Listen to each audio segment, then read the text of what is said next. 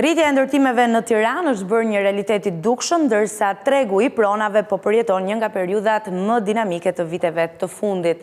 Sipas studimeve më të fundit evropiane, vendi ynë renditet në fakt ndër destinacionet më të përballueshme, por njëkohësisht edhe më premtuese për investime në pasuri të paluajtshme. Që mos kemi keq kuptime, po flasim për investimet sa i përket përballimit të këtyre çmimeve.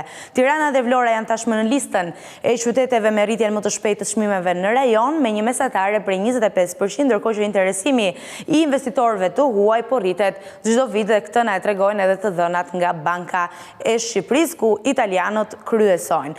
Ndërkaq, ne do të diskutojmë me ekspertin e pasurive të paluajtshme, Dorian Sanxhaku, lidhur me pyetjet më të rëndësishme sa i përket kësaj tematike. Dorian, të përshëndes. Përshëndetje. Së pari, si e lexon aktualisht ecurinë e tregut të pasurive të paluajtshme në Shqipëri, sidomos në Tiranë, se përqendrohemi tek kryeqyteti, duke qenë se edhe interesi i investitorëve të huaj është pikërisht për kryeqytetin e Shqipërisë? Në fakt, Tirana sapo ka nisur, edhe është një periudhë shumë e mirë për të investuar, sepse dikur ne kemi pasur një Tiranë që shumë pak njerëz donin të investonin për shkak edhe të historisë që kemi pasur. Ndërkohë që sot gjithmonë edhe më shumë po shikojmë të huajt të cilët duan të blejnë në Tiranë dhe është kthyer në një vend që jo vetëm ne që shikojmë që jemi aty, po edhe shqiptarët e migrantët të cilët kthehen edhe thonë që ka pasur shumë ndryshime. Është kthyer në një trend investimesh dhe kjo është gjë shumë pozitive. Për të përmendur edhe pjesën e turizmit, i cili ka ndikuar jashtëzakonisht shumë të huaj blejnë jo vetëm për të pasur një punë të tyre në një vend tjetër, për shkak të kostove që akoma nuk janë rritur saç janë vendet e tjera të Europës, por e shikojnë si një vend me perspektivë shumë të madhe zhvillimore, edhe kjo reflektohet. Kjo ka sjellë edhe rritjen e çmimeve, ne e shikojmë nga viti në vit si ka ndryshuar. Jo vetëm Tirana, po dhe zonat e Bregdetit. Dorian, ti në fakt je jashtë Shqipërisë, kështu që patjetër të falenderojmë që e gjete kohën për t'u bashkuar për këtë intervistë. Tani të pyes, ke shkuar për ndonjë kontratë për t'i prezantuar ndonjë pronë dikujt? Në fakt është një takim dismesi që duhet ta bëjmë jashtë. Kështu që kjo është edhe në bazë të gjithë të flitet për Shqipërinë, por është në bazë takimi jashtë gjithmonë për Shqipërinë. Edhe kjo është në bazë, jo vetëm unë, po besoj shumë kolegë të mirë të bëjnë këtë punë.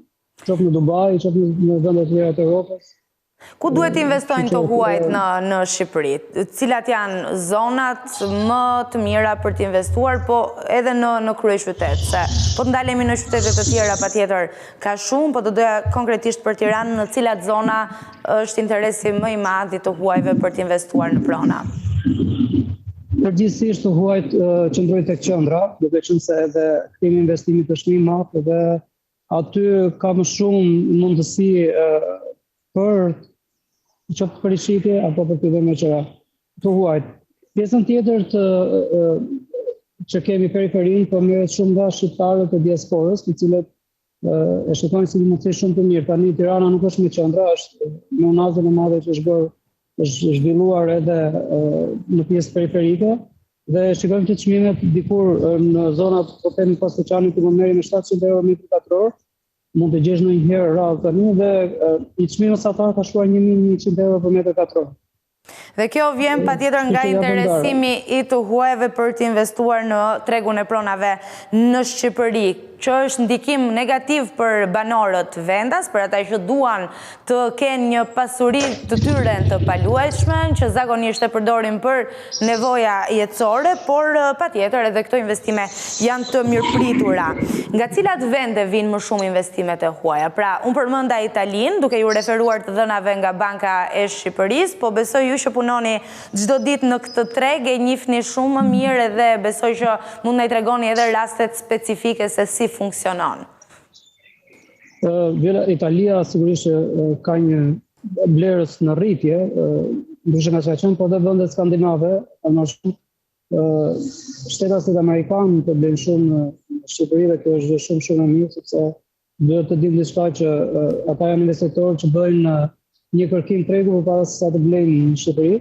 Doja ta lidhe edhe pak me atë që sa po ndam pak më parë që është bërë pak më vështirë për shqiptarët që jetojnë në Shqipëri, por nga ana tjetër ne jemi përgatitur për këtë lloj trendi, pra nuk është se na erdhi shumë rastësisht. Ne këtë kemi dashur. Nuk e duam të shkojmë në Europë dhe që kemi standard të lartë, normalisht që shkon bashkë me gjithë infrastrukturën. Dhe parashikimet janë që me hyrjen e Shqipërisë në Bashkimin Evropian, këto çmime edhe do të dyfishohen. Pra nëse ka një kohë të mirë për të investuar, është ende ajo kohë, sepse nëse realizohet objektivi për të bashkuar në BE deri në vitin 2030, këto çmime do të dyfishohen akoma edhe më shumë. Po jam kurioze të di cili është profili i investitorëve të huaj që hyjnë në këtë treg.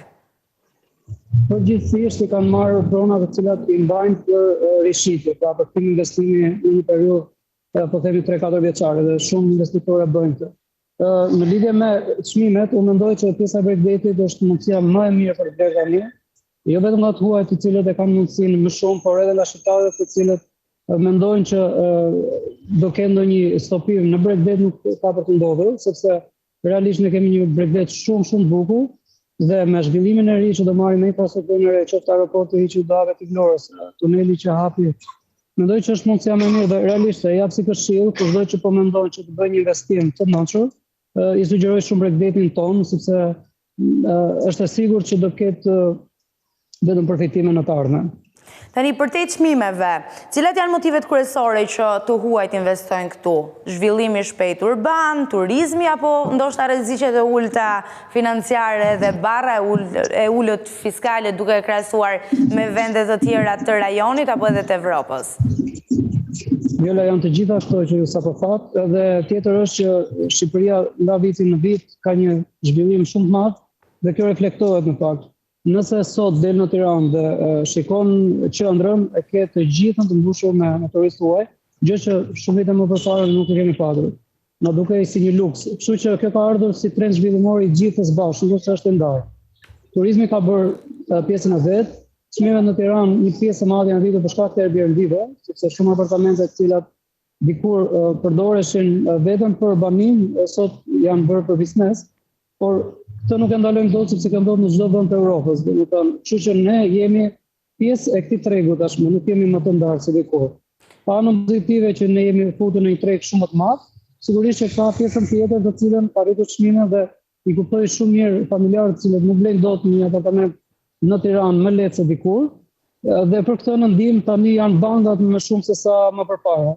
Kështu që ne jemi gati për një treg më të madh. Nuk ishim përgatitur kaq shpejt për këtë tregu, por që mendoj që nëse më mirë siç duhet, jemi në rrugën e drejtë, sepse edhe Tirana po zirohet dhe mendoj që do ketë mundësi për të gjithë, por ngjelet në rastin konkret tashmë ngjelet banka si një pjesë partneri për të blerë. Në fakt, po t'i referojmë edhe dhënave zyrtare, sipas Bankës së Shqipërisë, rreth 50% e blerjeve financohen me kredi hipotekore. Po në fund fare, edhe një pyetje Doriana, mund të flasim, se ne flasim vetëm për çmimet. Pra, që na janë rritur çmimet, kjo është një fakt i pamohueshëm që preken qytetarët shqiptar, edhe ky po prap është një fakt i pamohueshëm, por a mund të flasim edhe për një standard të ri që investitorët e huaj krijojnë në Shqipëri në këtë treg? Sigurisht, ndjes nuk e di sa do më gjoni, se duhet të me tra. Mendoj që e ka rritur, sepse kur vinë nga vendet e Bashkimit Evropian, ti e kupton që do duhet të përballesh me një çështje tjetër për sa i përket pjesës së ndërtimit dhe asaj çfarë kërkon. Kështu që kjo e ka shtyrë tregun shqiptar që drejt standardin e ndërtimit, edhe që të ketë një qasje më të mirë për sa i përket jo vetëm pjesës së ndërtimit, por të gjithë infrastrukturës ndërtimore. Dorian, unë nuk po të mbaj më gjatë, uroj një rrugë sa më të mbarë dhe udhëtim të rehatshëm, edhe faleminderit që na more me vete, duke shpresuar që dikush aty është kuriozuar edhe do të pyes më vonë me kë po flisje edhe çfarë ishte ai emisioni i mëngjesit. Falenderoj edhe një herë. Ditë të mbarë edhe punë të mbarë.